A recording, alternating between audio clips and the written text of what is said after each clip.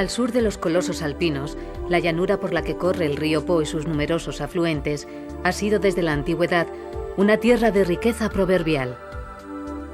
La fertilidad del suelo y el cruce de las vías de comunicación, desde las calzadas romanas al propio río Po, que comunicaba las tierras del norte con el Adriático, hicieron crecer el comercio y dejaron penetrar las ideas.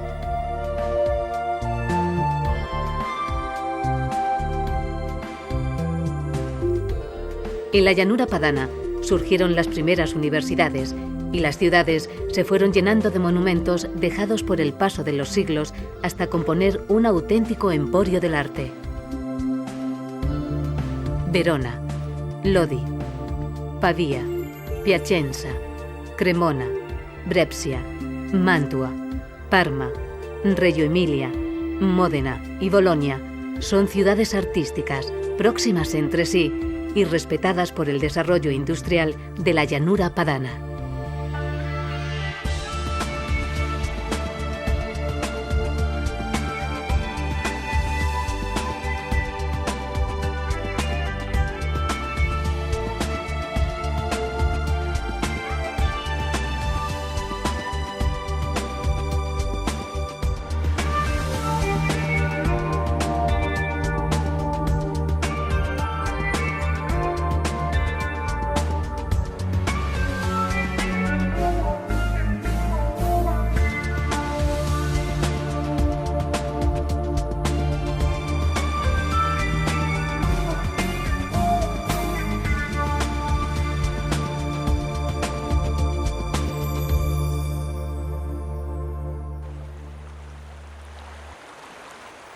Verona, la ciudad amurallada, conserva un casco medieval tan perfecto que parece que por ella lo único que pasa y se transforma es el agua del río Adige. En sus orillas se mantienen el esplendor de la ciudad romana y el auge de la ciudad medieval levantada por los güelfos y gibelinos que sirvieron de protagonistas a la tragedia de Romeo y Julieta. En el mármol se lee a Shakespeare: fuera de Verona no hay mundo, sino purgatorio, infierno y desesperación. Desterrarme de Verona es como desterrarme de la tierra. Lo mismo da que digáis muerte que destierro. Para entrar de verdad en Verona hay que atravesar la Plaza Bra, el lugar donde se mezclan los viajeros y los vecinos.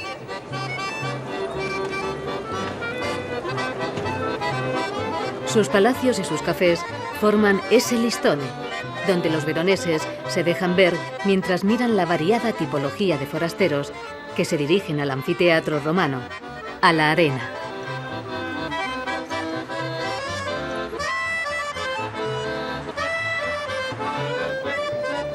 Siempre hubo viajeros en Verona. En tiempos de Roma, llegaban en barcas por el río Adige o por la vía Postumia, que articulaba de este a oeste el norte de la actual Italia.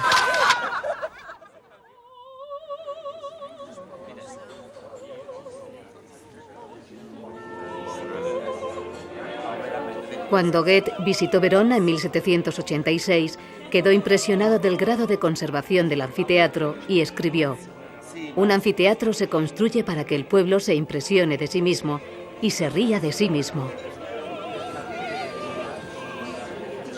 Impresiones y risas que no han cesado desde que fue construido en las postrimerías del siglo I hasta la actualidad, cuando los 25.000 asientos de la Arena siguen ocupados por el público del festival de ópera más famoso de Italia.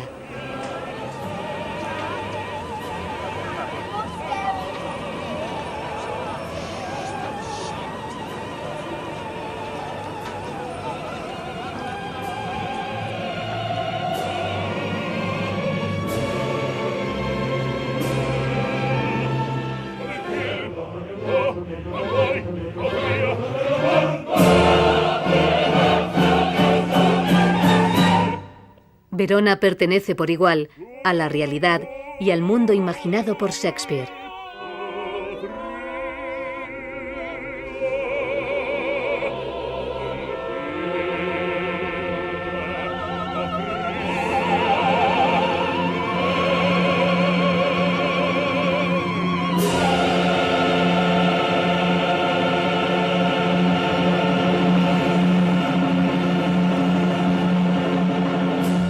Los guías explican que estamos en la plaza de Erbe, el corazón de la ciudad medieval, levantado sobre una parte del foro romano, el lugar donde se ha celebrado el mercado desde hace más de 2000 años.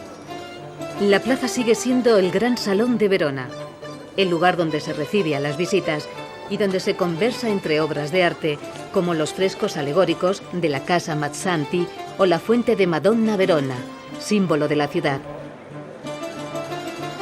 El León de San Marcos recuerda que Verona estuvo bajo el influjo de Venecia desde los primeros años del siglo XV.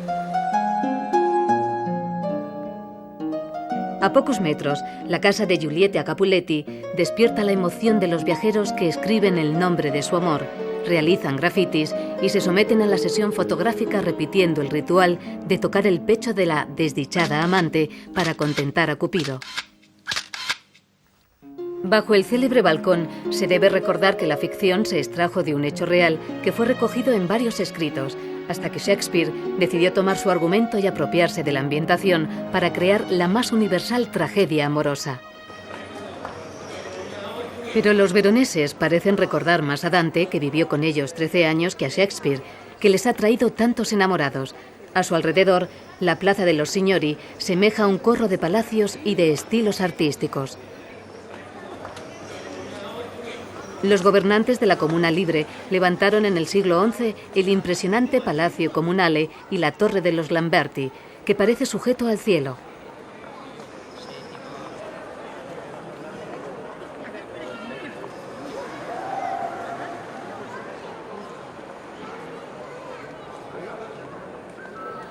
Los mausoleos góticos de la familia Scaligeri acentúan el ambiente romántico del casco histórico. Los monumentos funerarios fueron ordenados como un campamento, con los guerreros de piedra que vigilan el sueño eterno de sus señores.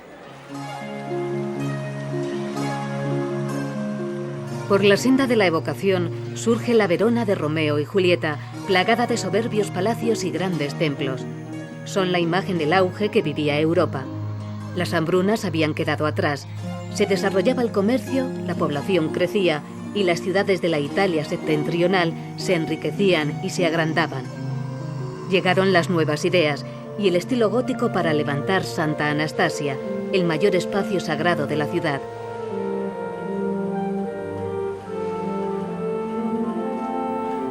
Los acquasantiere parecen representar al pueblo sustentando el poder eclesiástico, que se eleva hacia Dios mediante la excepcional altura de la nave central.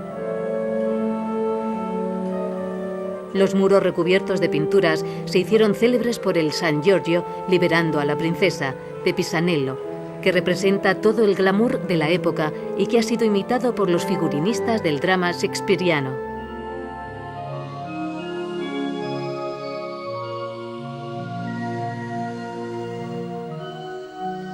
La imaginación popular ha atribuido a Romeo Montesco el palacio de la Vía Cavaletto. En sus bajos, la añeja trattoria ofrece recetas también cargadas de historia. Hay que tener cuidado y leer bien la carta. Muchos platos tradicionales están elaborados con carne equina. No es raro encontrarse con alguna boda, porque para muchos el ambiente romántico de la ciudad se vuelve irresistible. En la iglesia de San Zeno surge la obra maestra del románico del siglo XII.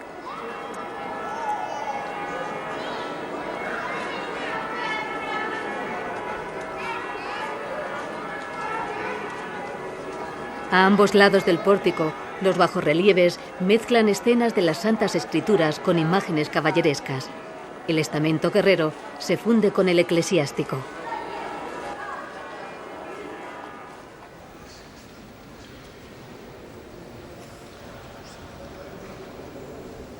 La desmesurada altura de la nave central y la bóveda de cañón superan la escala del románico. Delatan que las técnicas arquitectónicas dejadas por los antiguos romanos habían sido celosamente guardadas por los maestros canteros.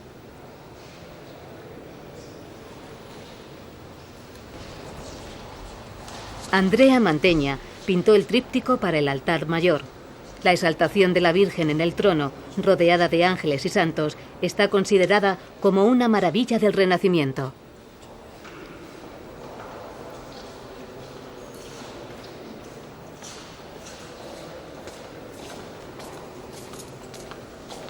El bosque de columnas de la cripta custodia la reliquia de San Seno, el patrono de Verona, el humilde pescador venerado en una época en la que se luchaba por regresar al cristianismo primitivo, ensalzándose la pobreza frente a los excesos del clero.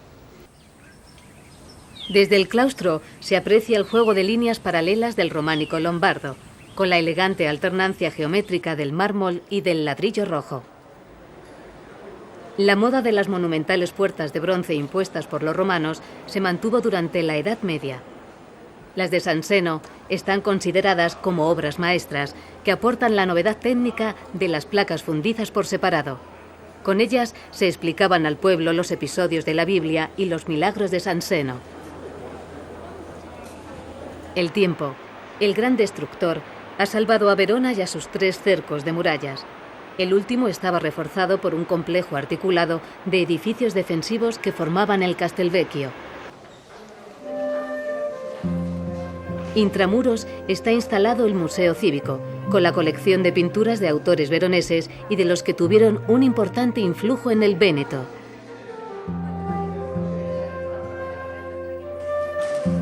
Como la Deposición, pintada por Paolo Veronese.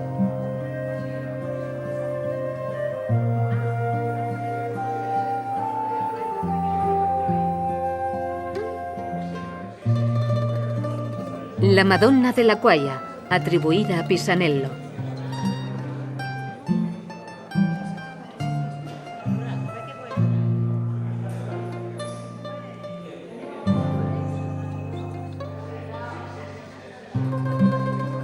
Y el bucólico concierto campestre de Tintoretto. Las construcciones defensivas se prolongan hasta el puente Scalillero, un ejemplo único de puente fortificado construido en ladrillo. Pasa el agua del Adige, pero la historia permanece en la piel de Verona. De nuevo nos encontramos ante unos restos romanos, los del Arco dei Gavi.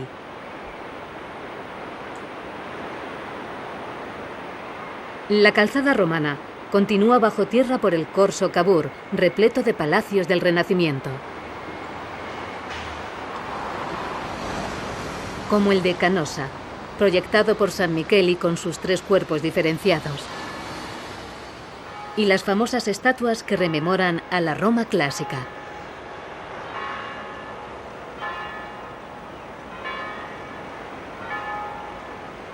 El Corso Cavour se erigió en centro de la vida cortesana durante el mandato de Venecia.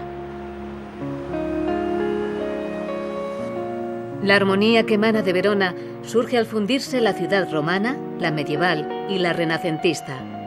Reconocida por la UNESCO como Patrimonio de la Humanidad, va camino de convertirse en una ciudad museo, la 4ª más visitada de Italia.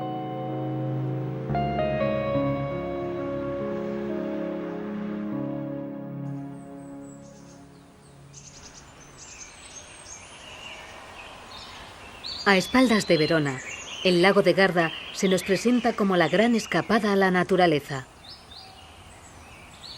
Veleros, bicicletas y caminatas sirven para explorar este sorprendente lago de origen glaciar que alcanza los 346 metros de profundidad y está rodeado de una vegetación meridional gracias al cálido microclima de la zona.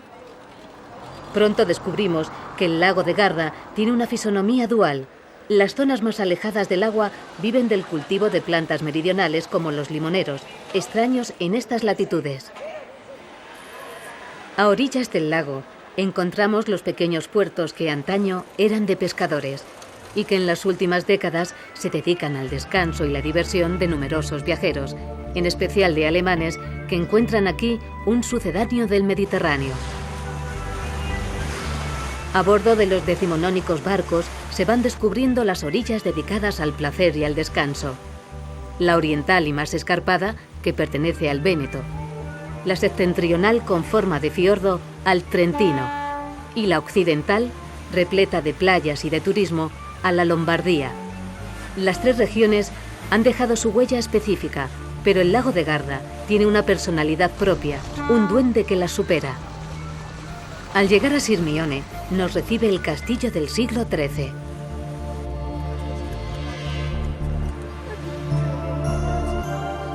Comprobamos que numerosos viajeros se nos han adelantado, ocupándolo todo. Pasear, comprar, fotografiar y descansar son el único trabajo de miles de turistas.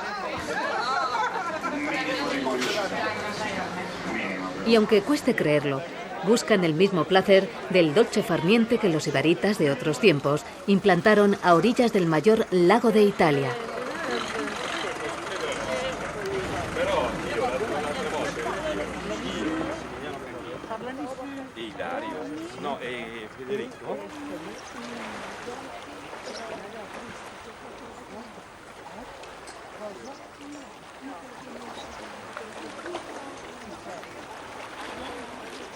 La playa acaricia Sirmione y marca el camino hacia parajes más ocultos, frecuentados por numerosos famosos.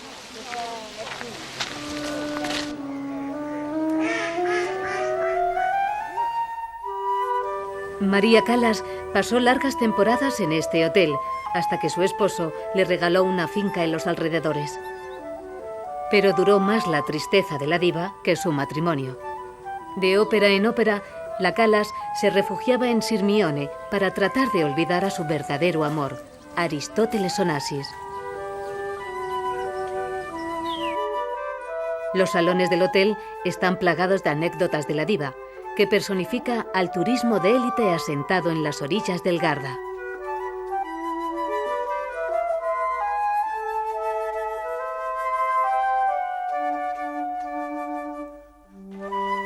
Otros famosos disfrutaban de las grandes villas del lago, como Churchill, que escribió sus memorias en la villa Guarrieni, o el poeta D'Annunzio, cuya original mansión está convertida en museo. Seguían los pasos de Goethe y del poeta romano Cátulo. Las ruinas de su célebre villa nos lleva a iniciarnos en la arqueología del turismo de lujo, a comprobar que ya estaba inventado hace 2000 años. La llegada a Bardolino nos devuelve a la animación de los paseos marítimos. Los ciclistas matan el tiempo en espera de que sople el viento de los Alpes para abandonar las bicicletas y lanzarse a practicar el surf o a navegar en los veleros. O se reponen de una jornada agotadora en los parques temáticos que viven del turismo familiar del lago.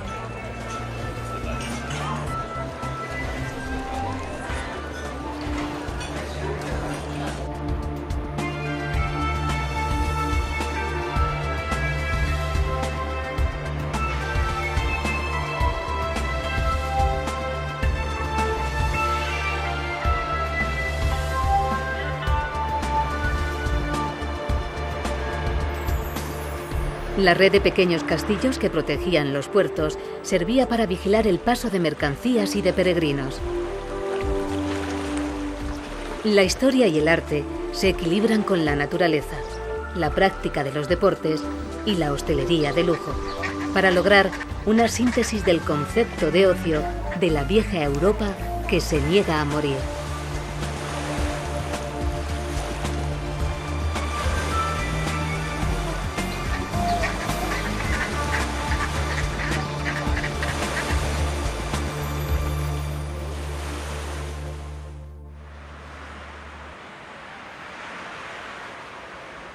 Cercana al lago de Garda se alza Brescia, centro histórico de un área muy industrializada de la rica Lombardía.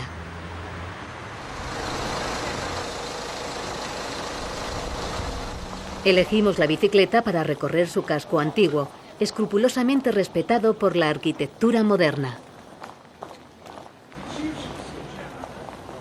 Igual que los arqueólogos, vamos adivinando la vieja ciudad romana sobre la que se asienta Brescia.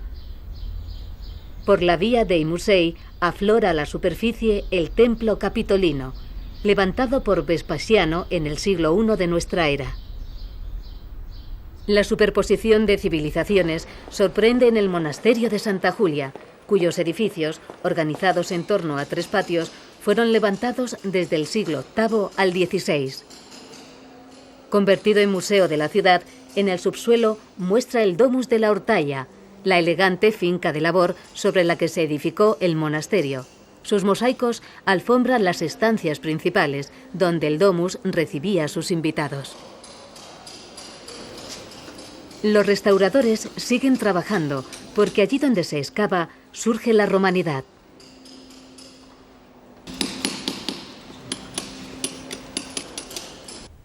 El museo recoge las esculturas y los elementos arqueológicos de los principales edificios civiles y religiosos de la romana Brixia.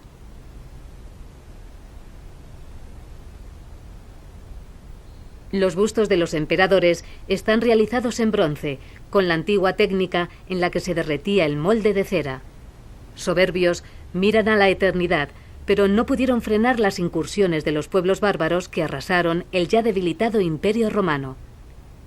De la muerte y la destrucción surge un ducado longobardo en Brexia.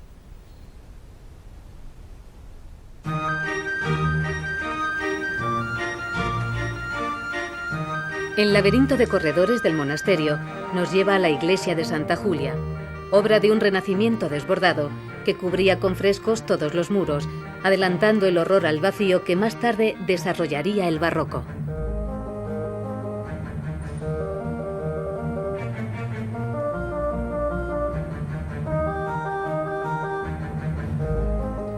Parece que recorramos el túnel del tiempo. La próxima salida nos lleva al siglo XII, a la cripta destinada a albergar las reliquias de Santa Julia. Dios Padre se asoma al mundo desde el cielo estrellado del oratorio, cuyos frescos del siglo XVI recubren unos muros levantados 400 años antes. Bajo la cúpula se expone la obra maestra del tesoro longobardo, la cruz del rey Desiderio, repleta de piedras preciosas y camafeos romanos, como el de la emperatriz Gala Placidia y sus hijos.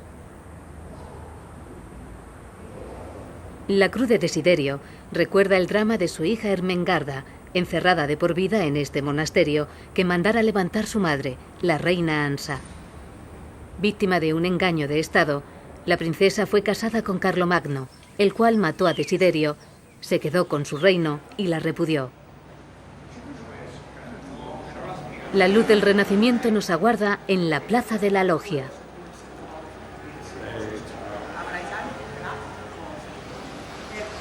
Cuando fue levantado el Palacio Municipal, Brepsia vivía el pleno apogeo del poder civil, por lo que encargó el proyecto a dos genios de la arquitectura de los siglos XV y XVI, Sansovino y Palladio.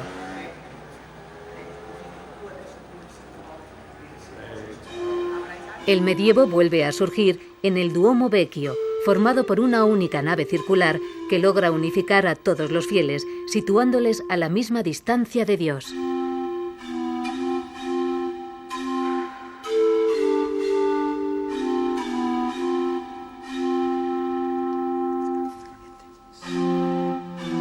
Levantado en el siglo XI, consiguió salvarse del espíritu constructor del siglo XVII, que en vez de derruirlo, construyó a su lado el Duomo Nuevo.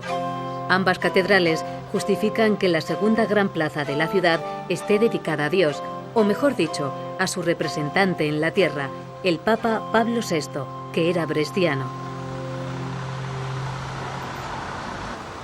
Subimos al castillo visconteo siguiendo los pasos de los antiguos romanos, que se dirigían al templo situado en la cima. El castillo nos revela de dónde procedía la riqueza de la ciudad. La fabricación de armas y armaduras, que eran vendidas en toda Europa, llenó sus arcas e hizo poderosa en el campo de batalla a la segunda ciudad más poblada de la llanura padana.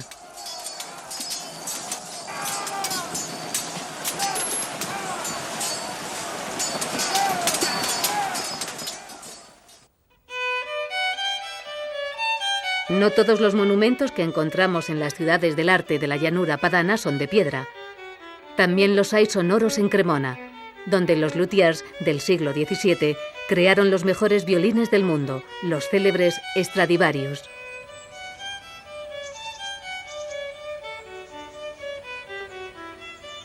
Cercana a Pavía, Cremona tiene el privilegio de alzarse a orillas del río Po.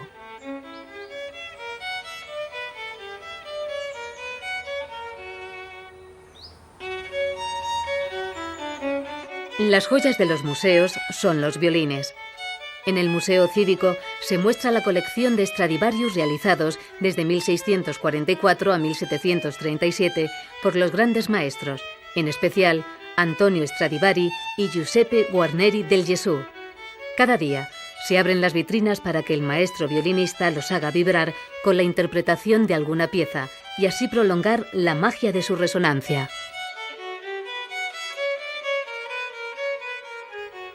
La tradición de los luthiers procede de Andrea Amati, el padre de los violines, que trabajó en la Cremona del siglo XVI. En la actualidad, la fabricación artesanal permanece viva. Los luthiers tienen abierto su taller en el casco antiguo. En la Escuela Internacional de Luthiers, Stefano Conia nos comenta. Noi a Cremona gli strumenti lo facciamo ancora con la tradizione. En Cremona los instrumentos los hacemos ahora siguiendo una tradición heredada de Stradivari, los mismos materiales, la madera de abeto y de arce y otros accesorios. Toda la elaboración, la escultura de la tabla armónica en el fondo, están hechos con la gubia y el cepillo. Por último se hace el limado. In fondo, in ultimo, la rasiera. E l'anima del violino non viene incollato nello strumento. El alma del violín no está encolada al instrumento, sino perfectamente encastrada y entra en el foro armónico. Para esto utilizamos un hierro que se llama el hierro del alma. El alma va encastrada dentro del violín perfectamente.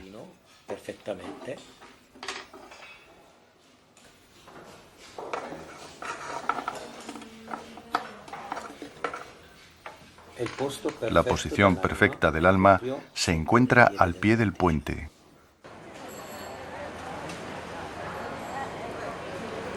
El casco medieval de Cremona se aprieta en torno al torrazzo, el desmesurado campanile de la catedral, que los cremoneses catalogan como el más alto de Italia, por sus 111 metros.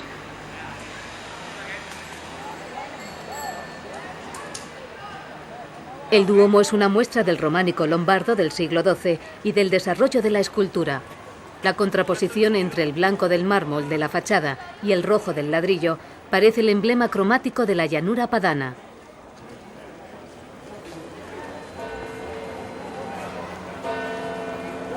La plaza del Comune pertenece por igual a la iglesia y al poder comunal. Su originalidad no encuentra rival entre las plazas medievales del norte de Italia.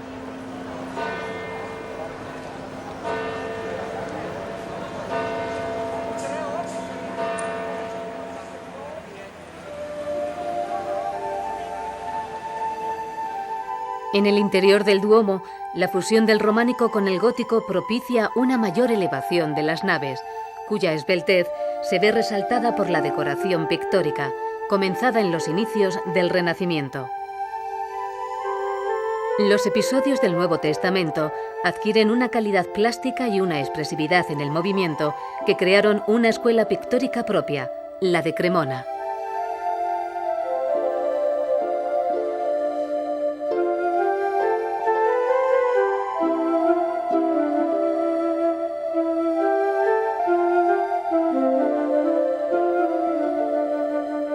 La tradición musical de Cremona no se limita solo a los luthiers, sino que se extiende también a la enseñanza de la música.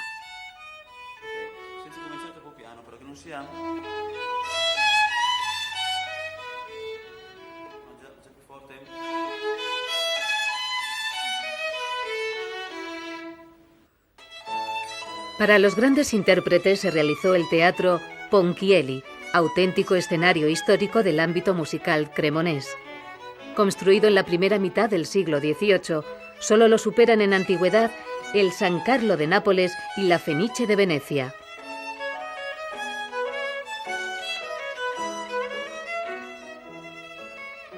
Cremona tiene su propio sonido, el de los violines de los numerosos alumnos que acuden de todo el mundo.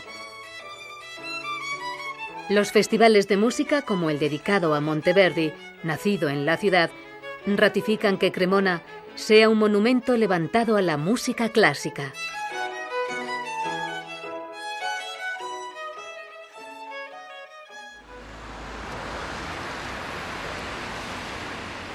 El denso tráfico nos acompaña en cuanto dejamos los centros históricos de las ciudades del arte y nos acercamos a las zonas industriales que hacen rica a la llanura padana.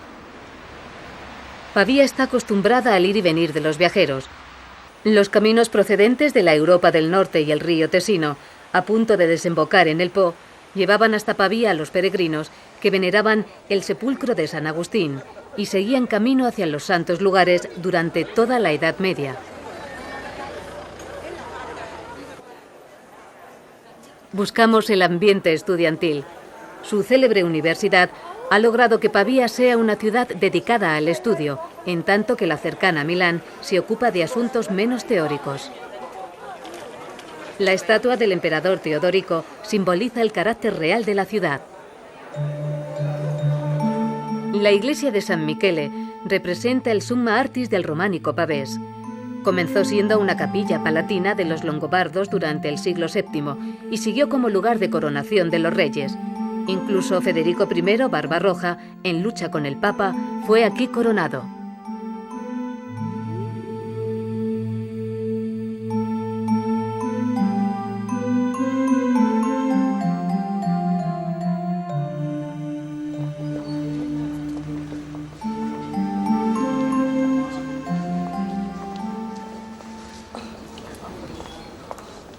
Inalterables, las calles adoquinadas han visto pasar a generaciones de estudiantes. Sorprende esa forma de habitar el pasado y ser rabiosamente moderno, sin aparente contradicción.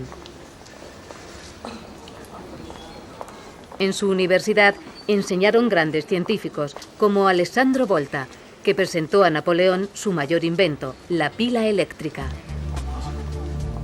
El origen de los estudios universitarios se remonta a la segunda mitad del siglo XIV, cuando la ciudad estaba bajo el dominio de la familia Visconti, los grandes señores de Milán, hasta 1477. Por sus aulas pasaron Petrarca y Leonardo da Vinci, que trabajaron en Pavía, ya que el primero organizó la gran biblioteca del Palacio Ducal y el segundo, entre otras cosas, diseñó el canal que debería unir el Mediterráneo con el Adriático.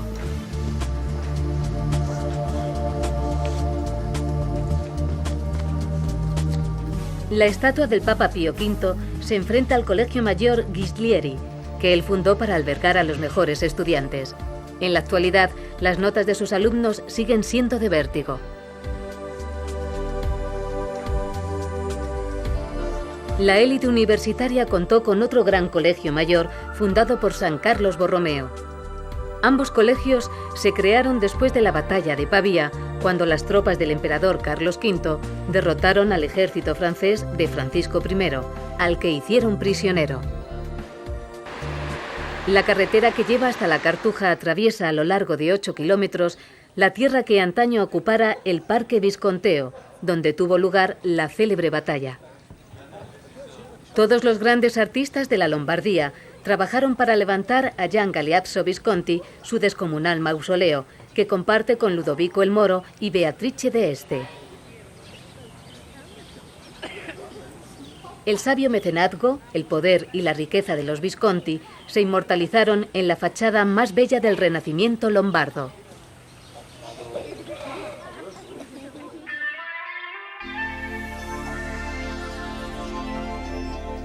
De nuevo el agua nos acompaña por la llanura padana.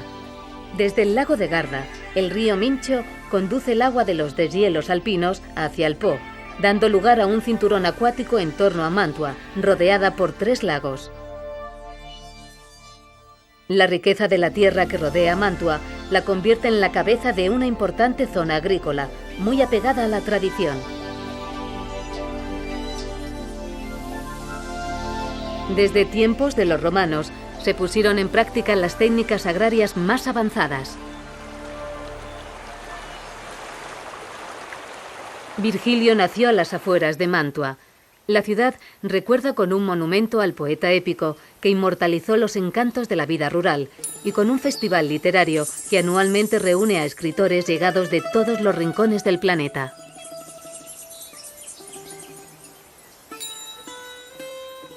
Virgilio amó con pasión las tierras de labor que rodean a Mantua. En ellas Es donde mejor se recrean los versos de las bucólicas y las geórgicas dedicados a los trabajos del campo. La calma y el ritmo lento de las cosechas resultan un bálsamo para el viajero que puede descansar en las grandes fincas de labor o en los antiguos molinos reconvertidos en hoteles especializados en el turismo rural.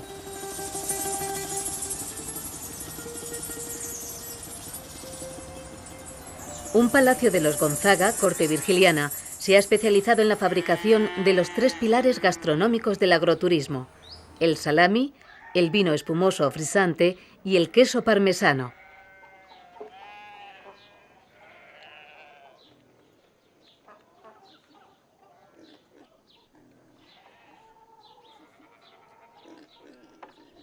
La zona dedicada a hotel nos permite disfrutar de la vida palaciega en el campo.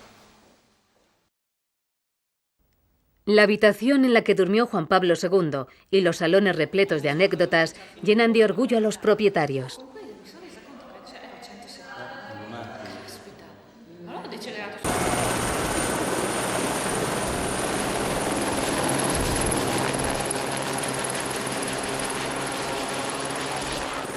Recorremos una campiña donde los romanos trazaron una compleja red de canales de riego que fue completada por los campesinos medievales.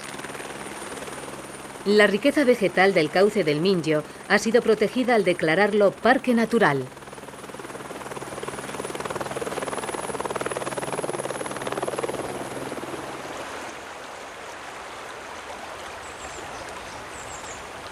Hablamos con Arturo Tomirotti, coordinador de los guardias del parque. El parque es uno de los más grandes en cuanto a la diversidad de flora y fauna. Realizamos la educación ambiental en la escuela y tenemos un grupo que trabaja enseñando a los niños a respetar la naturaleza.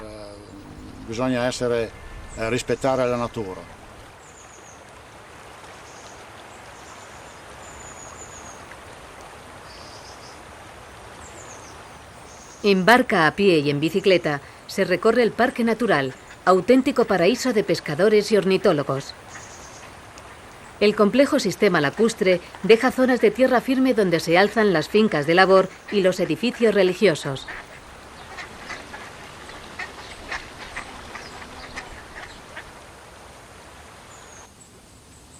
El Santuario de Gracia fue levantado por Francesco Gonzaga el último año del siglo XIV, con ocasión de una grave epidemia de peste que asoló Mantua.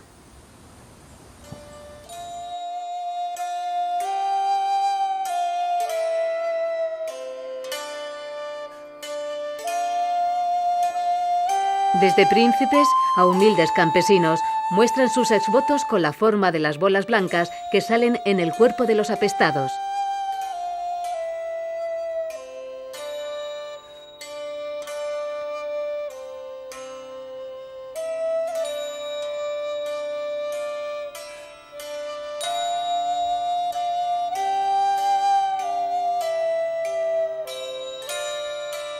Los penitentes, representados con los atributos de su estatus social, agradecen su salvación a la Virgen.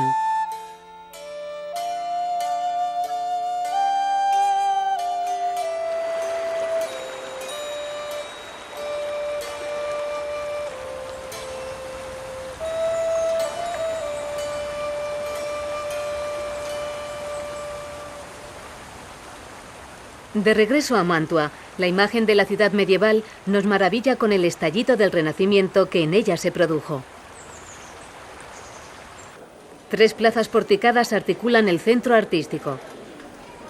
Misteriosamente, también son 3 mujeres y 3 siglos los que resumen el esplendor mantuano. Matilde de Canosa en el siglo XII, Isabela de Este en pleno señorío de los Gonzaga y María Teresa de Austria en el siglo XVIII. La rotonda de San Lorenzo, del siglo XI, inspirada en los templos de Tierra Santa, y el palacio medieval de la Regione, abren el paso por las obras maestras de 3 periodos artísticos.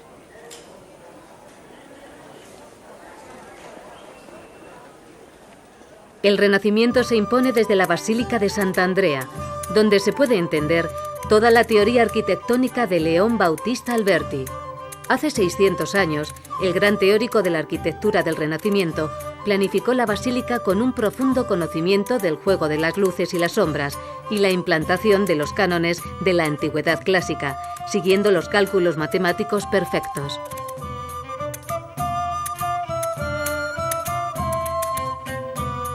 Alberti representaba la ansiada universalidad de la cultura. Fue literato, musicólogo y el gran teórico de la arquitectura del Renacimiento. Coincidió con el pintor Mantegna, que está enterrado en el templo. Ambos fueron llamados por Ludovico II Gonzaga y su esposa, Isabela de Este, para realzar su corte de artistas.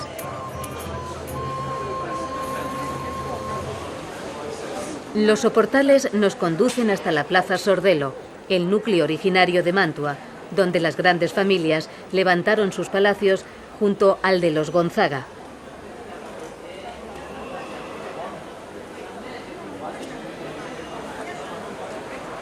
El Palacio Ducal fue levantado para los Gonzaga. Considerado la mayor estructura palaciega de Europa, sus edificios se fueron añadiendo durante los 400 años en que la familia se mantuvo en el poder, hasta convertirse en la dinastía más longeva. La señoría trajo a los grandes artistas para crear una ciudad dentro de otra ciudad, un complejo monumental de 34.000 metros cuadrados y 500 salas. Tanta belleza abierta al visitante, sin embargo, fue negada a nuestras cámaras. Tal proliferación artística no le fue suficiente a Federico II Gonzaga, que se hizo construir una villa de descanso a las afueras, el Palacio T.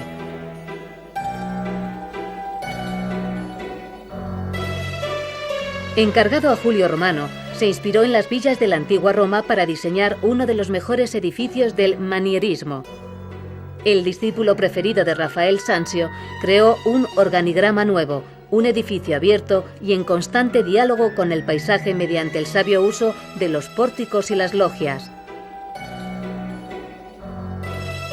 La ambición del aparato decorativo demuestra que el duque no se retiraba al palacio solo para descansar junto a su familia o su amante, a la que también había destinado algunas salas. También tenía una finalidad representativa ante la corte y los grandes visitantes.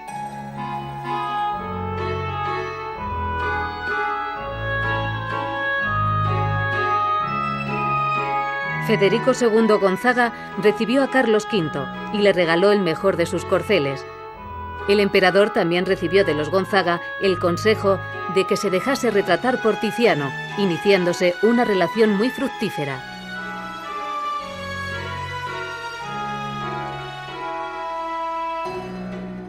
Cuando los Gonzaga tuvieron que vender su pinacoteca, del Palacio Ducal salieron 3.500 obras que fueron compradas por los Windsor, repartiéndose con posterioridad por los grandes museos europeos, incluido el Prado. Sin embargo, la riqueza del Palacio T no se vio afectada.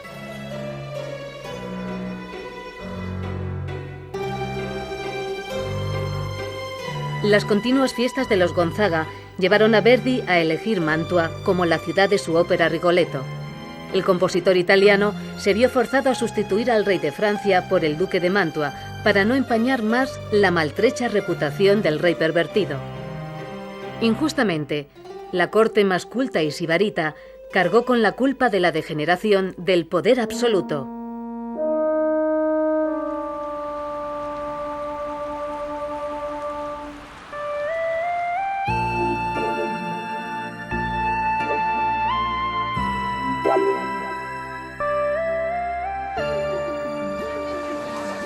Las ciudades del arte de la llanura padana tienen en Bolonia su núcleo urbano más poblado y el centro gastronómico más prestigioso de la región. De la fértil llanura del Po provienen unas materias primas de gran calidad que se venden en los mercados callejeros. Numerosas tiendas antiguas parecen museos gastronómicos donde se exhibe la célebre mortadela boloñesa, que ya satisfacía a los antiguos romanos.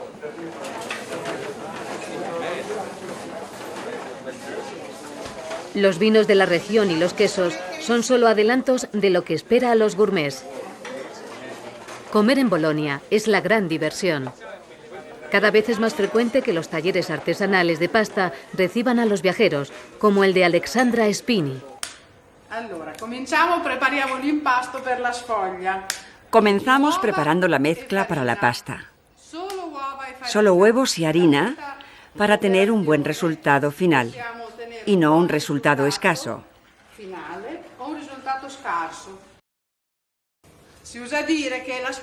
Se ha dicho siempre que la esposa que no sabe danzar no sabe hacer la masa. La masa está lista para ser trabajada con el rodillo.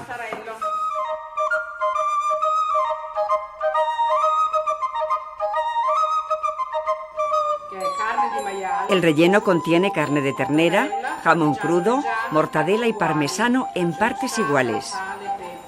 Condimentado con mostaza, sal y pimienta. Es el plato de las fiestas, de las bodas, cumpleaños y bautizos. Pequeño, agradecido y bueno.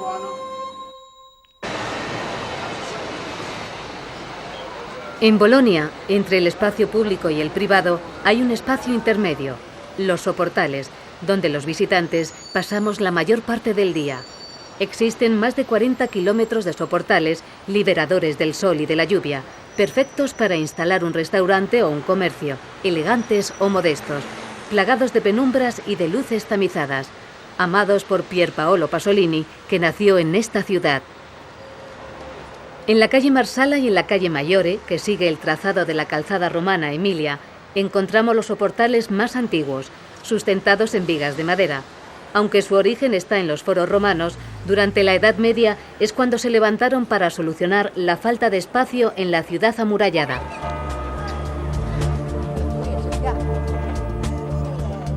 Los soportales también servían para alojar a una población flotante y bulliciosa que acudía al conjunto de templos de San Estéfano, a los mercados y a la universidad.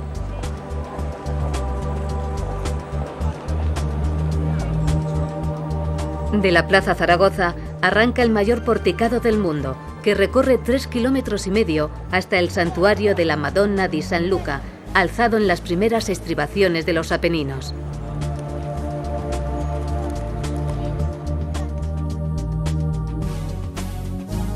Los peregrinos llegan bajo los soportales hasta el actual santuario levantado en el siglo XVIII sobre el medieval.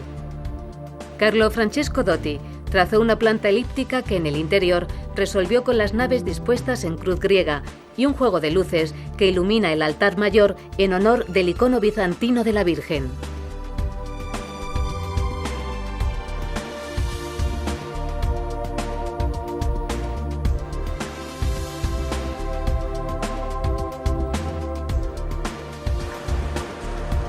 La torre inclinada de Garisenda y la de Asinelli, que alcanzan los 100 metros de altura, son las sobrevivientes de las 200 torres nobiliarias que llegó a tener la ciudad en el siglo XII. Su finalidad era demostrar el poderío de sus dueños y servir de refugio en las continuas luchas entre los güelfos, partidarios de mantener la autonomía municipal, y los gibelinos, partidarios del emperador.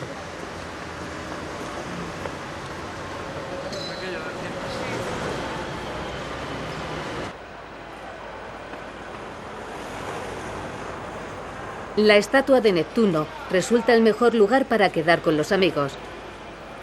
El dios del mar fue esculpido por Juan de Bolonia en pleno Renacimiento, cuando nadie se asustaba de la desnudez. En tiempos menos permisivos se le impusieron unos calzones de bronce. No en balde, en la ciudad nacieron 3 futuros papas.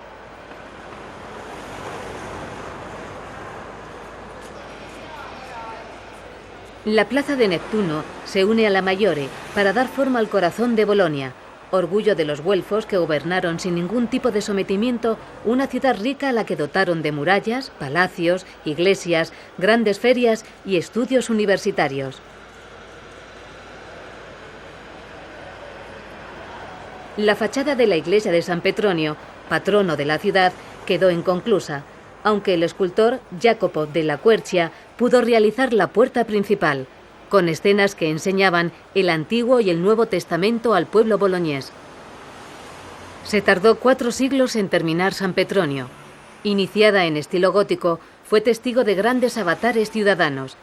vio subir al poder a la familia de los Bentivoglio, que terminaron siendo depuestos por el Papa Julio II, incorporándose Bolonia al papado hasta las conquistas de Napoleón.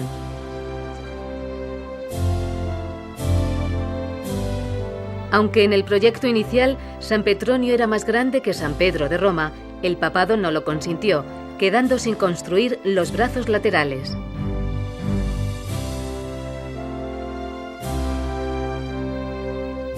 Nos detenemos en la capilla donde fue coronado emperador Carlos I de España y V de Alemania.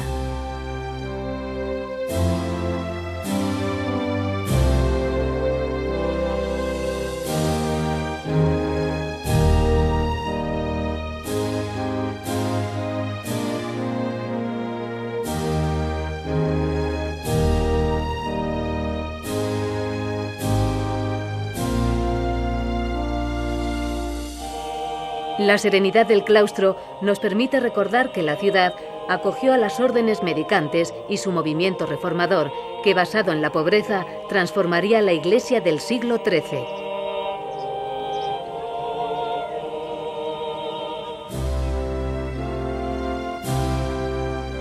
Uno de sus máximos representantes, Santo Domingo de Guzmán, tras predicar contra la herejía cátara, murió en Bolonia en el 1221. La devoción de los boloñeses al santo español les hizo erigir una de las iglesias mayores de Italia. Desde su atrio, los glosari, los profesores de la universidad, impartían sus lecciones.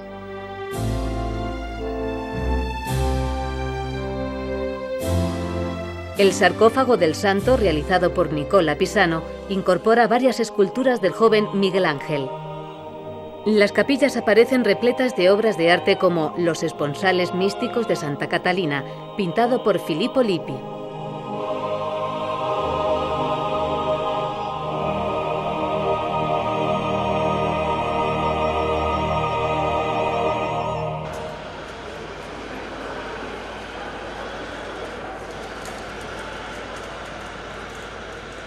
Otro gran español, el cardenal Gil de Albornoz, fundó a mediados del siglo XIV el Colegio de España para alojar a nuestros mejores estudiantes.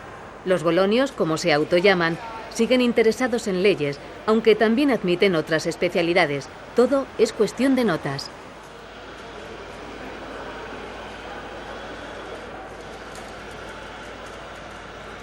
Mientras los guerreros se batían en armas, en Bolonia se comerciaba y se estudiaba, alcanzándose el mayor logro cultural con la fundación de la universidad. En el siglo XI, Bolonia ya era famosa por sus enseñanzas de derecho romano, que sirvieron para apuntalar jurídicamente al poder laico, enfrentado al eclesiástico. En sus comienzos, la universidad era entendida como una espontánea asociación de estudiantes y maestros.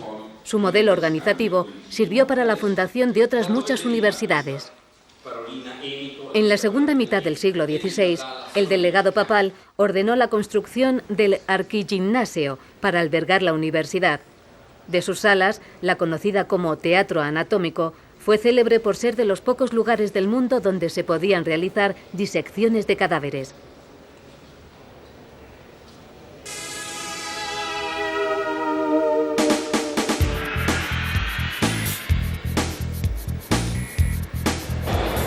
Divertirse siempre estuvo bien visto en Bolonia. En torno a la universidad, los restaurantes bohemios y los locales de copas están siempre llenos de jóvenes.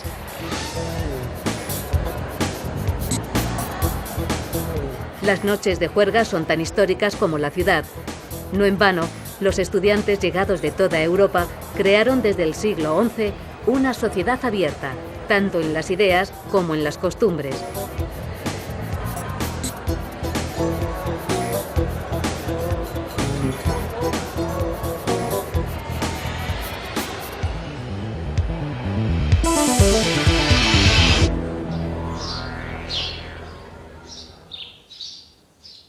Bolonia, la docta, simboliza el auge artístico de la llanura padana.